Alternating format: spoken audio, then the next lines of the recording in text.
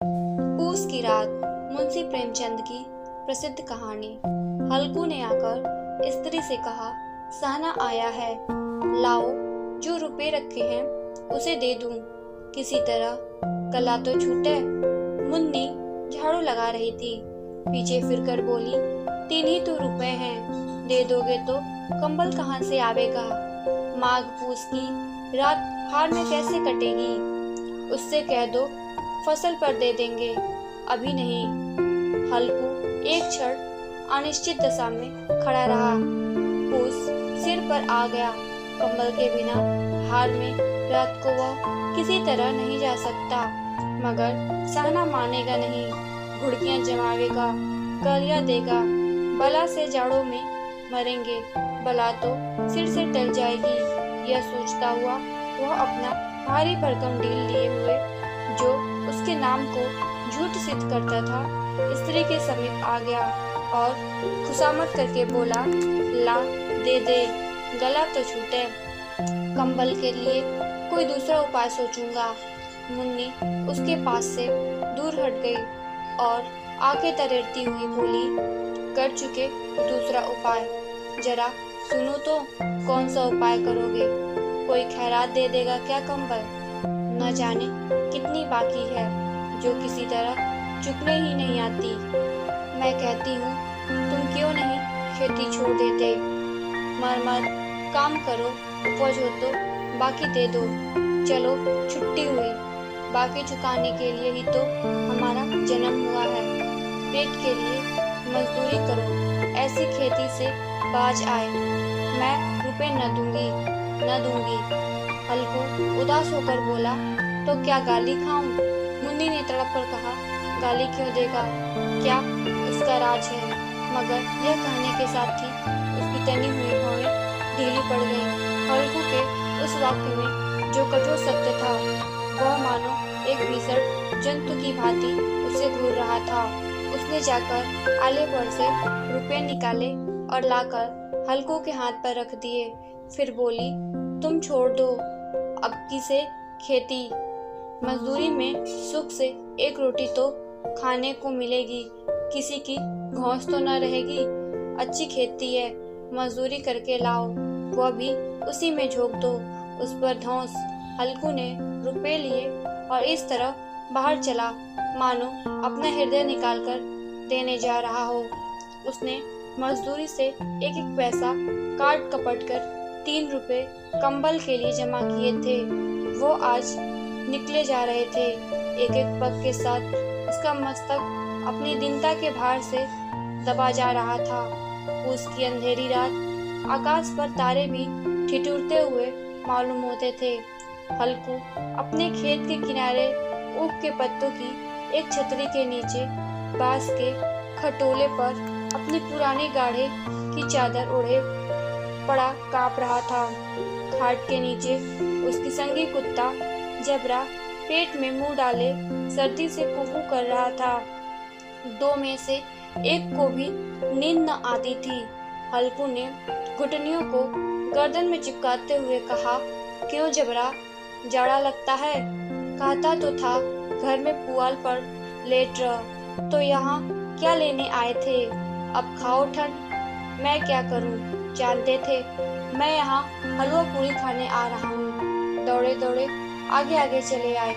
अब रो नानी के नाम को जबरा ने पड़े पड़े दुम हिलाई और अपने कुकू को दीर्घ बनाता हुआ एक बार जमाई लेकर चुप हो गया। उसकी स्वान बुद्धि ने शायद ताड़ लिया, स्वामी को मेरे कुकू से नींद नहीं आ रही है। हल्कू ने हाथ निकालकर जबरा की ठंडी पीठ सहलाते हुए कहा, कल से मत आना मेरे साथ, नहीं तो ठंडे हो जाओगे। यह रात पछुआ न जाने कहां से बर्फ लिए आ रही है। उठो फिर एक चिलम भरूं, किसी तरह रात तो कटे। 8 चिलम तो पी चुका। यह खेती का मजा है। और एक एक भगवान ऐसे पड़े हैं जिनके पास जाड़ा जाए तो गर्मी से घबरा कर भागे।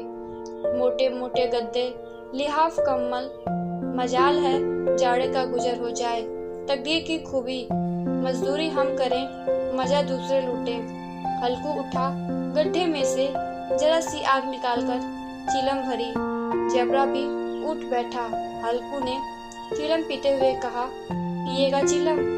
जाड़ा तो क्या जाता है, जरा मन बदल जाता है।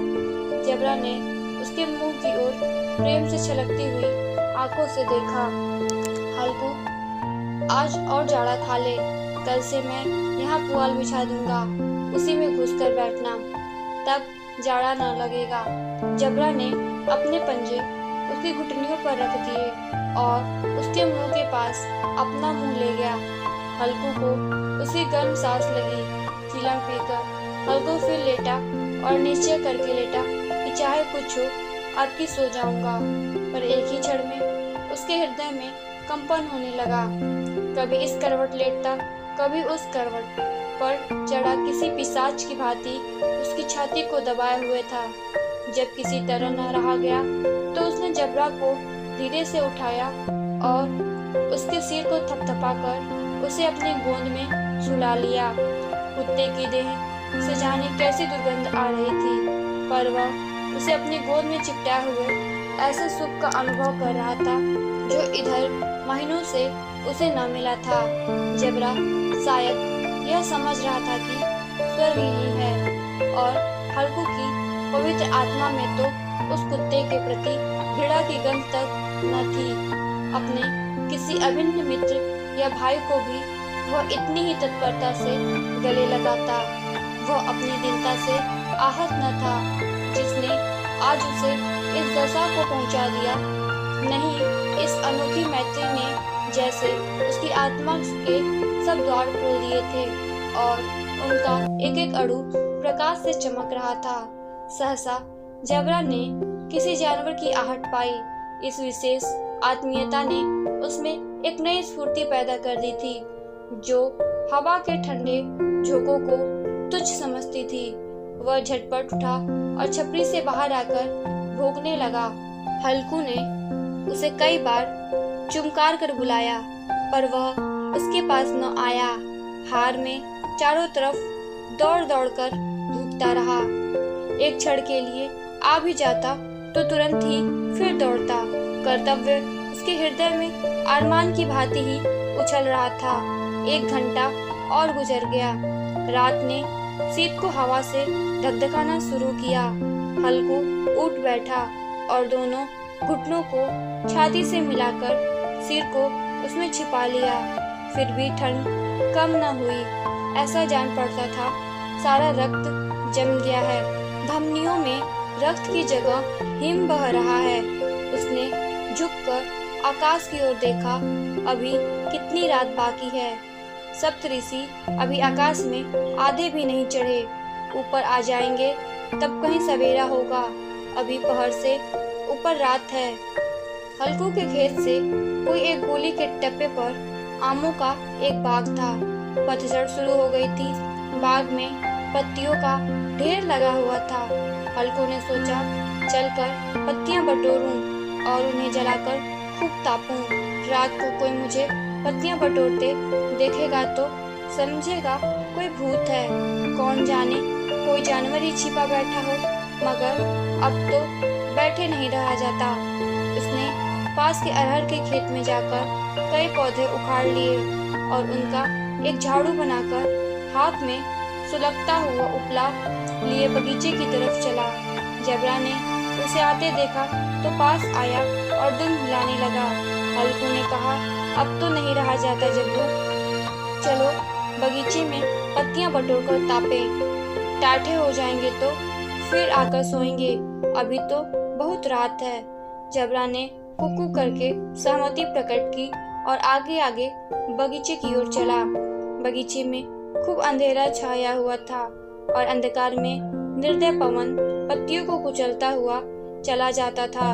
वृक्षों से ओस की बूंदें टप टप नीचे टपक रही थीं। एकाएक एक झोंका मेहंदी के फूलों की खुशबू लिए हुए आया।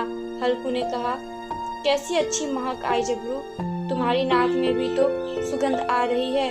जबरा को कहीं जमीन पर एक हड्डी पड़ी मिल गई थी। उसे चिचोड़ रहा था। हल्कू ने आग जमीन पर रख दी और पत्तियां बटोरने लगा। जरा देर में पत्तियों का ढेर लग गया। हाथ ठिठुरे जाते थे, नंगे पांव गले जाते थे और वह पत्तियों का पहाड़ खड़ा कर रहा था। इसी अलाव में वह ठंड को जलाकर भस्म कर देगा। थोड़ी देर में अलाव जल उठा। उसकी लौ ऊपर वाले वृक्ष की पत्तियों को छू छू कर भागने लगी। उस अस्थिर प्रकाश में बगीचे के विशाल वृक्ष ऐसे मालूम होते थे मानो उस अथाह अंधकार को अपने सिरों पर संभाले हुए हों। अंधकार के उस अनंत सागर में यह प्रकाश एक नौका के समान हिलता मचलता हुआ जान पड़ता था। हल्कू अलाव के सामने बैठा आग ताप रहा था। एक क्षण में उसने दोहर उतारकर बगल में दबा ली, दोनों पांव फैला दिए मानो ठंड को ललकार रहा हो।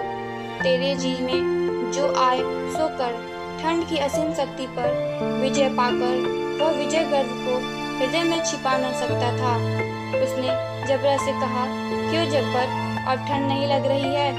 जब्बर ने कुकू करके मानो कहा, अब क्या ठंड लगती ही रहेगी? पहले से यह उपाय न सूझा। नहीं, इतनी ठंड क्यों खाते? जब्बर ने पूंछ हिलाई। अच्छा आओ, इस अलाव को कूदकर पार करें, देखो कौन निकल जाता है। अगर जल गया बच्चा तो मैं दवा न करूंगा।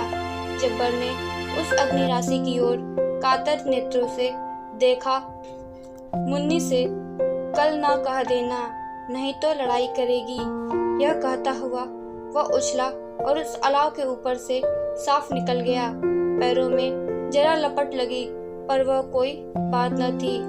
जबरा आग के गिर्द घूमकर उसके पास आ खड़ा हुआ। हल्कू ने कहा, चलो चलो, इसकी सही नहीं, ऊपर से कूदकर आओ। वह फिर कूदा और अलाव के इस पार आ गया। पत्तियां जल चुकी थी। बगीचे में फिर अंधेरा छा गया था। राख के नीचे कुछ कुछ आग बाकी थी, जो हवा का झोंका आ जाने पर जरा जाग उठती थी, पर एक क्षण में फिर आंखें बंद कर लेती थी। हल्कू ने फिर चादर ओढ़ ली और गर्म राख के पास बैठा हुआ एक गीत गुनगुनाने लगा। उसके बदन में गर्मी आ गई थी, पर ज्यों ज्यों शीत बढ़ती जाती थी उसे आलस दबाए लेता था। जबरा जोर से उठकर खेत की ओर भागा। हल्कू को ऐसा मालूम हुआ कि जानवरों का एक झुंड खेत में आया है। शायद नीलगायों का झुंड था। उनके कूदने दौड़ने की आवाजें साफ कान में आ रही थी। फिर ऐसा मालूम हुआ कि खेत में चर रही हैं। उनके चबाने की आवाज चढ़ चढ़ सुनाई देने लगी। उसने दिल में कहा, नहीं जबरा के होते कोई जानवर खेत में नहीं आ सकता। नोच ही डाले, मुझे भ्रम हो रहा है। कहाँ, अब तो कुछ नहीं सुनाई देता। मुझे भी कैसा धोखा हुआ। उसने जोर से आवाज लगाई, जबरा जबरा। जबरा भौंकता रहा, उसके पास न आया। फिर खेत के चले जाने की आहट मिली। अब वह अपने को धोखा न दे सका। उसे अपनी जगह से हिलना जहर लग रहा था। कैसा दंदाया हुआ था। इस जाड़े पाले में खेत में जाना, जानवरों के पीछे दौड़ना असह्य जान पड़ा। वह अपनी जगह से न हिला। उसने जोर से आवाज लगाई, लियो लियो।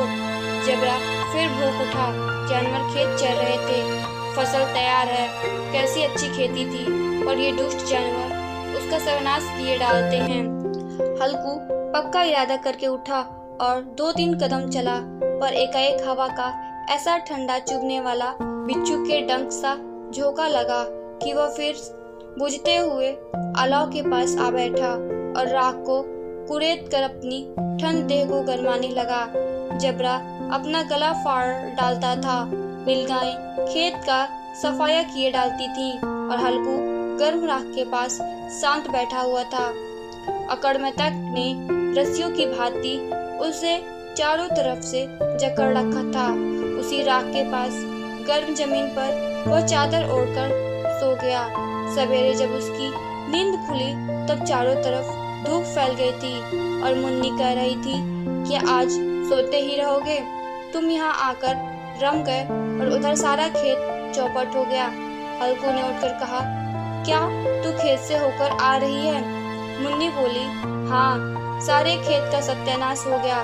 भला ऐसा भी कोई सोता है? तुम्हारे यहाँ मड़ैया डालने से क्या हुआ?